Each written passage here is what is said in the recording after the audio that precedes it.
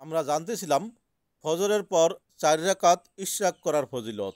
আজকে আমরা তৃতীয় পর্বে জানব কি ফজিলত হয় মাত্র 4 রাকাত নামাজে। হাদিসে পাকে আছে, আদায়কারীকে গাফিলদের মাঝে লিপিবদ্ধ করা হবে না।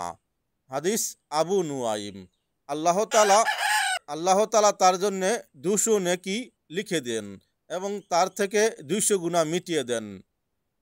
কুতুল কুলুব এবং একটি মাকবুল হজ ও একটি মাকবুল উমরার সমান সওয়াব নেকি দেন। হাদিস আবু শায়েক। মানবদেহের 360টি জোড়ার সদগায়ে আদায় হয়ে যাবে। কানজুল উম্মাল। তার গুনাহসমূহ ক্ষমা করে দেওয়া হয়, যদিও তার সমুদ্রের ফেনার মতো হয়ে থাকে। হাদিস আহমদ। সদ্যপ্রসূত শিশুর ন্যায় তার গুনাহসমূহ ক্ষমা করে দেওয়া হয়।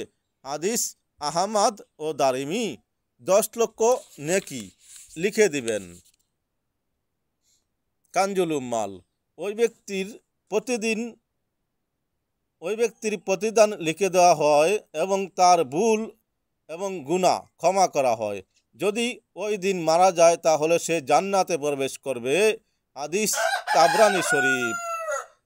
এক রাকাতে 10 বার আয়াতুল কুরসি এবং দ্বিতীয় রাকাতে 11 বার সূরা ইখলাস পাঠ করলে আল্লাহ তাআলার বিরাট সন্তুষ্টি অবধারিত করে নিল।